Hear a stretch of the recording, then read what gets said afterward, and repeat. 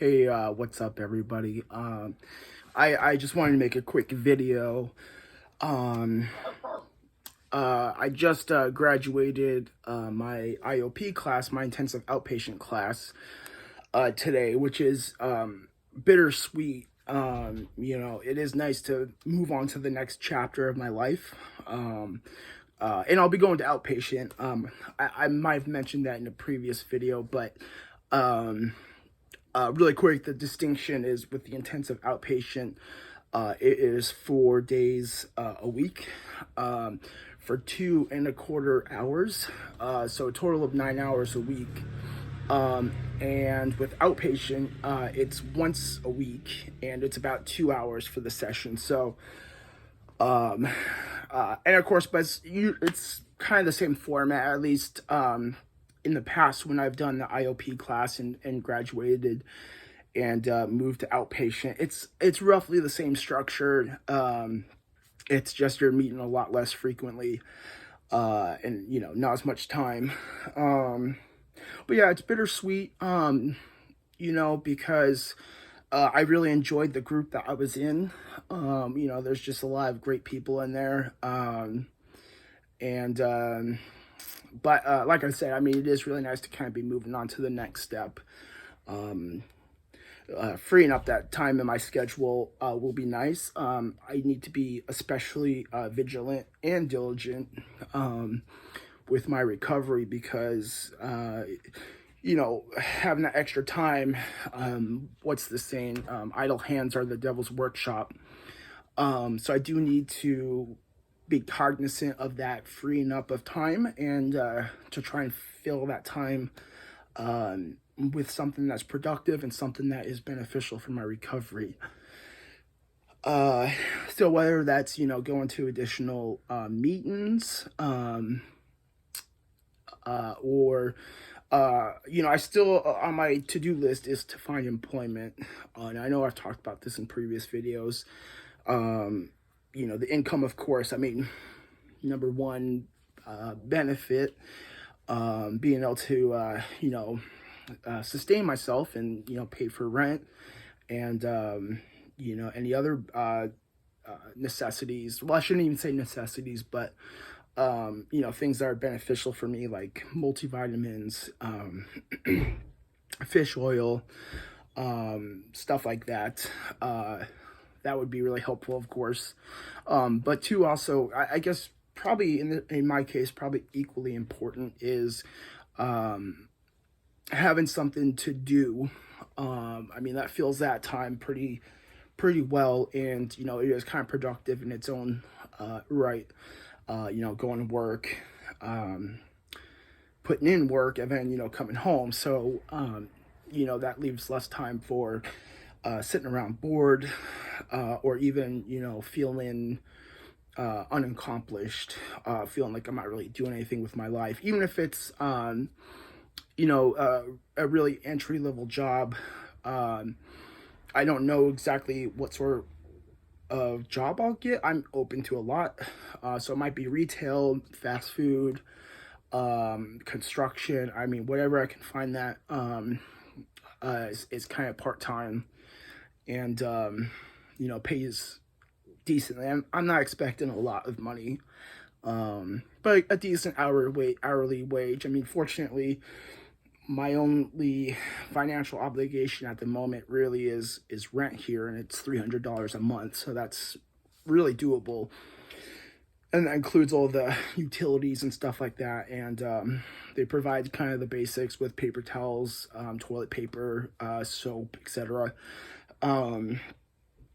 So yeah, it's not like I need to make that much money, but yeah, I want to find I want it to be a part-time job, at least for a little bit, because I'm doing much better in this regard, this go around for my recovery, but I tend to overdo things, be really enthused and like, yeah, let's do this, and jump into something, and then going from like for work, for example, even though I haven't worked in a few years, but I'm just kind of using this as an example.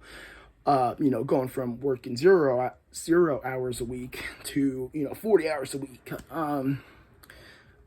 because I'm still going to treatment and just balancing out my life. That's a pretty huge difference. Whereas starting off at like around 20 hours is kind of my goal.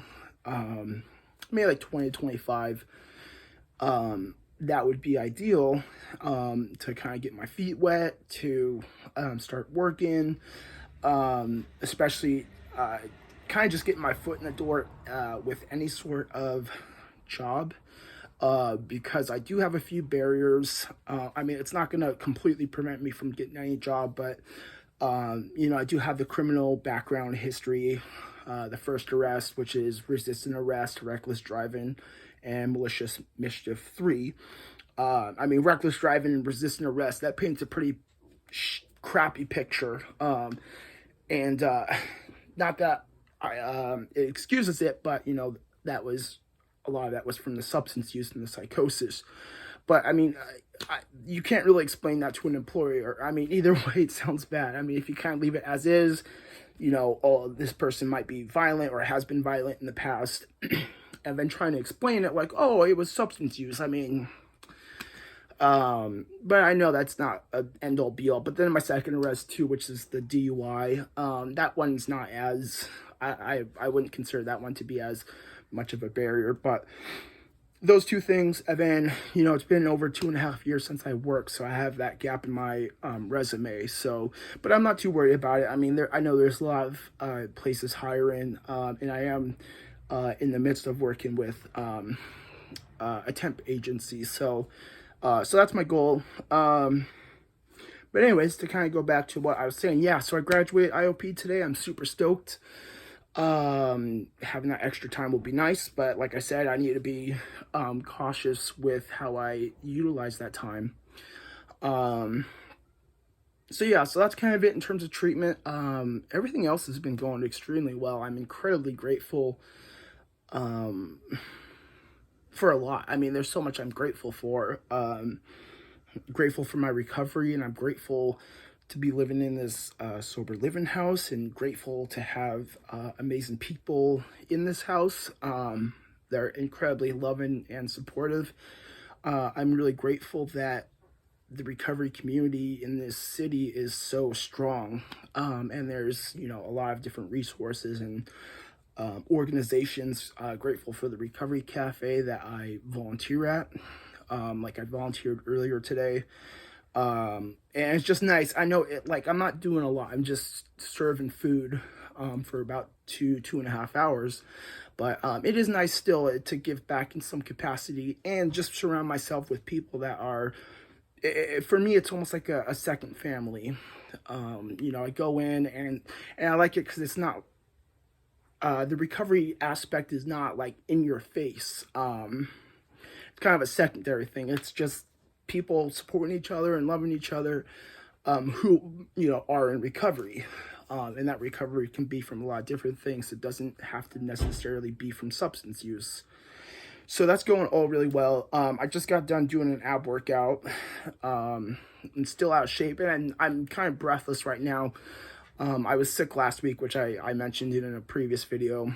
But I haven't been feeling sick the past several days, but I've still been having like some congestion and like mucus buildup that just won't go away. It's just been lingering. It's the worst in the morning, after I wake up, laying down for 8 hours or so, and all that kind of just builds up. So do a little hacking. It's not a productive cough. At least enough to where it's expelled, but enough to where I can feel it, but I'm just swallowing it. Sorry if that's a little gross. But yeah, just actually like a little breathless. Like I was talking to my mom while walking from the place I do my IOP down to the recovery cafe, and just walking and talking. Even now, talking, I find myself a little out of breath. And for some reason today, it's gotten worse today. I don't really know why that is. It might be because I've been a little more physically active the past few days, and that might be, you know, I have no clue, creating more mucus. I really don't know, or just expelling it. So I'm hoping though that that goes away pretty soon. But yeah, I'm really excited. I'm really stoked on myself. That I've been able to, kind of jump back into things after a week of being so sick, and especially in terms of exercise and physical activity. I've weightlifted a few times. Yesterday, I went out biking after I weightlifted because the weather here has been super beautiful.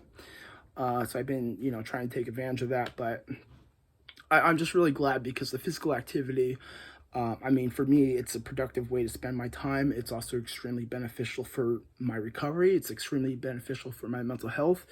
And of course, my physical health too. It just makes me feel so much better. And it carries, I really don't work out for the appearance. I'm not going to sit here and be like, oh, I don't care about that at all. But that's pretty low on the priority list. But I do want to say, though, it is nice. It's an added benefit when, people in my interactions with them ask, oh, you look like you work out. Do you go to the gym? Because, it's nice. I'm not the type to be egotistical or need external validation, but it's nice. It's nice to hear. I guess it's nice because it reinforces, or it reminds me that what I'm doing is showing. Because some days it's like, why am I working on this recovery stuff, or why am I doing this self-care in the form of exercise, stuff like that. It's like, oh yeah, that's why. It's noticeably different. I've had some people say that I look much better physically. I look healthier. So yeah, it's just really awesome. So that's going great. Yeah, I have no complaints at all. So I'm excited. It's been a few weeks since I've been, but there's this really great group of people that do an AA group at a conference center on Thursday evenings. And I haven't been in a few weeks, but they're great people. What I especially love, I know it sounds a little, I